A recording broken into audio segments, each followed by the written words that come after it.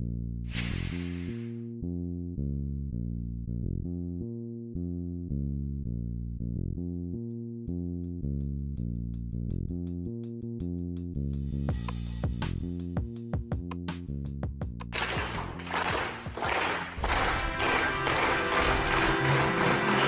first three ingredients: a place where I can show up as my true self and be accepted for who I am. Number two, a place where I feel like I can express my true opinion and engage in respectful disagreement. And three, a place that prioritizes my well-being and embraces flexibility and when and how I work. So all of these three things are really centered on the individual, right? And so how am I creating the conditions where people can genuinely show up as their authentic self, that you can have debate, that people feel willing to express their opinion, to make a mistake, and that you're creating an environment where people can achieve outcomes while maintaining a level of flexibility, right? And so I think these three in particular, we've actually done really well at Refine Labs, and it goes such a long way. I do not believe a company is a family, like, no. But a company is a high-performing team. It is a community. It doesn't mean you can't create really strong bonds, right? But there's also an expectation that needs to be met. And so these three sort of components, I think, really hit on what people expect now. People demand this. And if you're not willing to create the conditions for these things, you're going to have a hard time attracting and retaining great talent. Yeah, totally. Listen, to me, the thing that sticks out the most when I dive through these 10 commandments, these 10 rules, right, is that they fit very neatly into your 5 keys for creating conditions for people to do the best work in their life, right? Like I would put these 3 under point number 2, which is the psychological safety and trust. Absolutely. I think of this stuff, and I think of the idea that it is always better to be playing offense than to be playing defense. And if someone is coming from a defensive standpoint, right? Like if your bucket is overflowing with anxiety or fear, then you're not going to be in a clear space to make the best strategic decisions for yourself, for the company, for the client, for these kinds of things. And in a overly neurotic world where we live in right now, where anxiety is rampant, it is in the business owner's best interest to create a space where when you walk into the room, people relax instead of tighten up. Yep. And that was made really clear by my wife when she first mentioned that about her boss. I was like, that's exactly who I want to be. Is that kind of where you're at? Do you have a different take on that? Yeah, I think if people feel like they can be their authentic self and speak their mind and be listened to, they are more likely to raise challenges and to bring new ideas to the table and to tell you when something's going wrong, instead of being afraid to bring these things up, instead of being in a position where they feel like they just have to take and execute orders instead of help drive innovation forward, right? And so it's crucial. It's crucial. And psychological safety it's very difficult to establish and it's difficult to maintain. And it requires like an ongoing commitment to making sure that you are continuously checking in with your team to identify if there are problems that need to be solved, to like nurture and maintain that. So it's not a one and done, but it's crucial. Like I had those experiences where one of the values was speak up. I spoke up. Leadership didn't like what I had to say. I said, what? I'm speaking up. And they're like, that one doesn't apply to you. And I'm like, okay. I'm out of here. I made the decision that day that I was leaving, right? Like, I'm not going to stay in a place that doesn't want to hear what I have to say. And I'm not the only one that feels that way. The next 3, I think, they touch on some different points, but I'll connect them. So 4 is a place with a vision for the future that is different, unique, compelling, and important, right? So this speaks to purpose, vision, mission, purpose. What are we trying to do? And people have to be energized by that, right? They have to be inspired by that. So you have to be solving an important problem. You have to be, building a new category. You have to be, focused on improving something. And everyone is passionate about different things, right? So there's no right or wrong. It's just you have to be connected to that. The next one is providing time and space to be creative, explore, and try new things. And this has been some of the coolest things that we've seen at the company. We're all about how do we create the conditions for innovation, right? Beyond Chris and myself, what are we doing so that everyone on the team can be pushing our vision and our mission forward? And really what that means is creating its talent density. It's how do you bring super smart people together that are going to push each other to think better and differently? And how are you giving them time and space and autonomy to be creative and to bring new ideas to the table? I think there's a lot of power behind that. And then I think the next one that I'll loop in with this group is a long-term mindset and unwillingness to sacrifice integrity, honesty, and respect to get ahead. That's kind of like table stakes, but I've been in organizations where I felt that I would have had to compromise my integrity. I was unwilling to do so, right? And like you can't, so table stakes, but there's still places out there where sometimes people feel like they're being put in a situation where they don't want to be in. Table stakes in integrity is, basic human decency, right? Like I think you are, if you are lucky enough to have been raised right or have been taught something by a mentor, right? What I find unique in that is the long-term mindset inside of it. Can you expand a little bit of the difference between like short-term mindset integrity and long-term mindset integrity? Yeah, absolutely. And I made these mistakes in my career, right? Like I'm very goal oriented. So if you're like, you have to get this thing done, I will do anything to get it done, right? But what I've realized is there can be collateral damage. And so I was at a company and we were trying to hit a really overly aggressive revenue target. And I ended up hitting the target, but I created destruction in my wake doing so. Right. So it's okay, we hit the Q2 number. Yay. You told me I needed to hit this goal. I hit this goal. But wait a second, look what happened as a result of that. And is the collateral damage worth that short-term goal attainment where, you know what, I could have avoided that.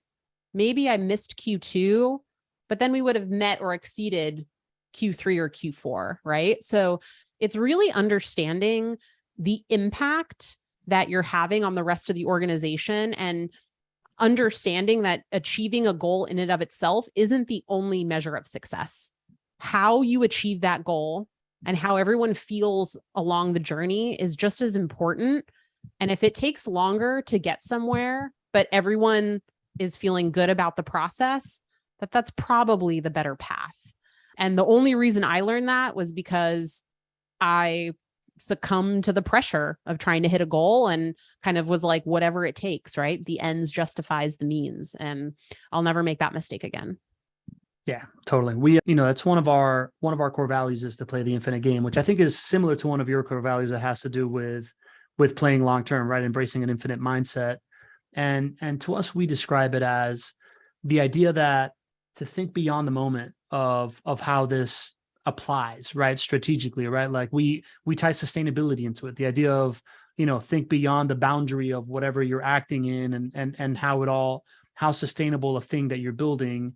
And the idea that you can't really, losing your shit on somebody is a fireable offense, right? Because once you do that, it's really, really hard to go back to no matter how frustrated you are, if you don't put in that extra effort to communicate in a constructive way and it becomes a really personal destructive thing, there's kind of no rebuilding that, right? Kind of like the psychological safety that you said, once you cross that threshold, it's kind of hard to walk it back. It's true. And I think that in any relationship, a lot of things can be repaired, right? But at some point you will cross a line, right? And I mean, and that's, those were a lot of moments in my career, right?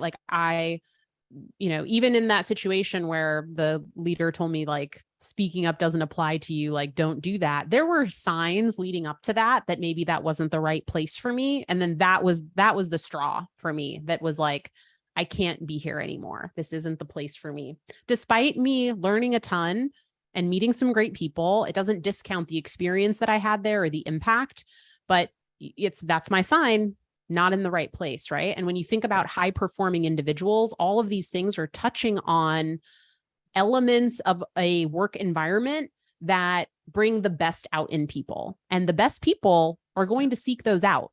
They're going to avoid places that are not meeting those needs. So it not only is it good for the people, but it's a strategic lever for your company to grow, right? So like it hits all of the angles. This isn't just like, oh, do these nice things for these people, right? It's like, no, this is how you can actually build a super successful business. Correct. The sustainability of the momentum becomes real, right? Like it becomes that flywheel effect. Number 7 is a place with clear expectations, regular feedback, and accountability that challenges me to grow. So this is challenging, especially in like a startup environment or when you're just at the beginning of building a business, because there is a lot of ambiguity, right? And so having clarity on goals and expectations and prioritizing feedback conversations, it can be challenging because you're just like, we got to get this going, right? And we want to change course and do this and that. But this is what can frustrate so many people. Like I've seen so many instances and I've been there where expectations weren't communicated clearly, then those expectations weren't met, and then that person was penalized for it when it all could have been avoided had those expectations been made really clear at the beginning. Feedback is crucial. I can't tell you how many conversations I've had with leaders over the years where they're expressing a challenge they're having with someone, and I'm like, well, have you told them this? No. I'm like, okay, well, if you just talk to people and you give them feedback, you can work through just about everything. And so many people are, whether it's conflict avoidant or just not comfortable or not, they don't feel prepared to deliver constructive feedback. It's a huge hindrance. And then holding people accountable, right? Again, I'm all about the warm and fuzzy feelings, but at the end of the day, we're here to do a job and people appreciate being held accountable. And there is a way to do it where you don't have to be an asshole about it, right? And you can renegotiate deadlines and this and that. But when people are held accountable, they feel more, I don't know, ownership of their work. And if you have an accountability conversation, they're more likely to manage up effectively or proactively surface a deadline change, whatever it is. And so these are things that often like, we're too busy, we're growing fast, we can't do all these things. And like, these are so critical. Like all your company is a bunch of people doing stuff. So you just need to make sure everyone is clear on what they should be doing. Yeah. Make sure they're in the right person in the right seat of the bus, right? Like Jim Collins 101. Yeah. Yes. All right. Let's keep kicking. Exactly. So a place where I'm surrounded by diverse, intelligent, driven people who I can constantly learn from, right? This speaks to talent density. Some of the best experiences that I had, even at companies that I didn't have some good experiences at, if I was around super talented people, man, like that motivates high performers, right? And it collectively elevates everybody. Yeah. That was the reason that I left the construction industry, right? Like I was tired of like but we've done it this way for the last 25 years conversation. Yep. I was like, I need to be in a place where everybody's like, how do we do it better? Right? Yes. Like, how do we do it now? How do we think of a different way to solve this problem? And number 9, a place where I'm appreciated, recognized, and rewarded for a job well done. Thank you goes a long way. Like having joy, laughter, energy in the workplace is critical, right? Validating people when they do something good will mean that they keep doing that good thing. There's just so many reasons why. And this is like, it's just crazy to me how so many leaders don't do simple things that would go such a long way to make people feel appreciated. That's another huge reason why top talent leaves. If they don't feel recognized or appreciated, they're going to go somewhere where they will feel that way. And lastly, number 10, a place that makes me a better person, practitioner, and leader that wants to pay it forward to help others. And so one of our new values is having a growth mindset. Like all high performing individuals want to continue to grow personally and professionally, right? And they want to get better at their craft, but they want to become a better leader or a better person, right? And learn new things. And so how are you creating an environment where people can achieve their personal and professional growth objectives so that I think Amy Vola says this actually, but like alignment is the new loyalty. I'm not going to be blindly loyal to you no matter what, but if my goals are aligned with the company's goals and we can both get stuff out of this, I will be loyal to the company because it's good for me, right? Yeah. And so that's sort of the mindset to be having around that. Man, these last kind of 2 or 3, right, remind me a lot of my like one relationship that I've made through podcasts and that really makes me kind of pinch myself is this guy called Robin Dreek, who was the former head of and behavioral intelligence at the FBI. He was like a Russian spy catcher. He was like Jack Bauer. Oh, Yeah, that's yeah, yeah. cool. Yeah, yeah, yeah. And he wrote two books, one called The Code of Trust and the other one about sizing people up. And it was literally Okay. his methods to recruit Russian spies and get him to trust him.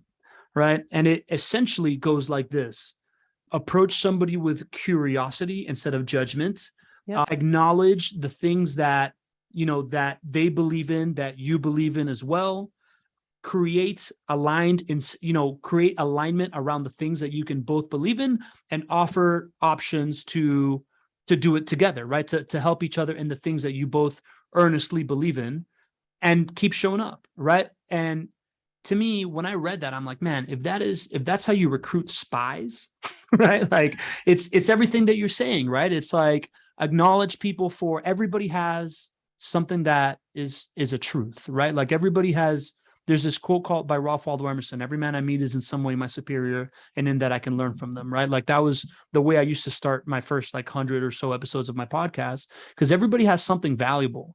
And if you do a good job at acknowledging that value in people and really accentuating that value and putting it on a pedestal and saying, I want to align with this thing, it is a way of just stacking up talent around you and getting people on a mission together, right? Where they all feel like they have a role and feel useful. And I feel like in these 10 commandments of the talent destination recipe, right? I keep calling it like the 10 commandments of culture. It's kind of that, right? Like it's this just proven making win-wins happen for people and enabling them, instead of trying to tell them who to be, try to help them be the best version of themselves. And I think it's amazing. Yeah. And the point in kind of spelling it out this way and why we launched the podcast is, yes, this is aspirational, but when you look at each of these ingredients on their own, they're all simple, right? Like, yes, the execution of them, at scale is difficult and challenging, but also just showing people like, here are the steps and here are the things you need to pay attention to. And this is what's most important, and work through this list, right? So the goal was converting it from an abstract idea of how do you achieve this thing called a great culture, right? And just breaking it down into super simple concepts that theoretically, if you are aligned and committed, like anyone could make this happen if they want to. Yeah. So that was the hope of distilling it. So like, this is a roadmap and we can create more companies like this. So more people can work in great places, right? And have better outcomes, better well-being, like better innovation, better ideas, like better all around. Yeah, better all around, man. Look, a lot of stuff that we're talking about reminds me a lot of our mutual friend Jerry McNamara, who's here, and he's the first guy that I heard talking about like love your people the hardest, and also talking about this idea that if you can make 100 CEOs or 10,000 CEOs believe in these concepts, that's the way to impact the world, right? Like corporate culture. My wife and I were having this really interesting conversation of like, companies run the world now, man. Like it's obvious, right? Like the resistance to Ukraine and everything that happens has been like decoupled from governmental organizations. And it's all about how companies are able to affect change in a massive way. So the idea of injecting this recipe into companies so that we could just start having people do their best work, feel valued, feel like they have purpose, be on a mission, and continue to add that value to the equation is the way to improve the world. I think it's super profound what you're doing. It's incredible. Yeah, absolutely. It's like Mark Benioff in Salesforce, right? Like he's essentially a philanthropist now after building Salesforce, and he spends most of his time on different philanthropic efforts that he feels passionate about. And I think like in just reflecting of my own experiences and my peers kind of growing up in the New York startup scene, like I have seen people like their mental and physical well-being be extremely negatively impacted by work conditions, right? And this is like, it's not good for anyone. And it was sort of under the guise of, well, it's business and we don't have a choice and it has to be this way. And so it's rejecting that premise, right?